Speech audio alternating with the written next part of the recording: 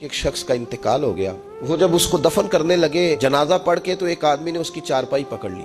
उसने कहा इसने मेरा 45 लाख रुपया देना है, पहले पैसे दोगे फिर दफन करने दूंगा। 3 बेटे भी थे। अब वो 3 बेटे कहने लगे किधर से पैसे दें, 45 लाख ही कह दिया है, हमें तो अब्बा ने कोई नहीं बताया, हम किधर से दें। जब बात बहुत तेज हो गई, शोर हो गया। 3 बेटे थे तो एक बेटी भी थी। उसने सारा जेवर उतार के भेज दिया। उसने कहा उस चचा से कहो ये रख ले और मैं थोड़े थोड़े करके पैसे लौटा देती हूँ, पर मेरे बाप को मरने के बाद यूं रुसवा न करे। वो बेटी ने 8-10 लाख का जेवर भेज दिया तो वो कर्जा लेने वाला शोर करने लगा। उसने कहा ओ मुझे पता चल गया, मुझे माफ कर दो सारे और इसे दफना दो।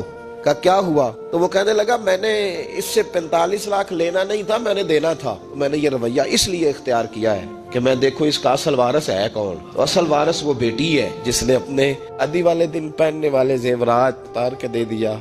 उसने कहा कि बाप का कफन न मैला हो जाए।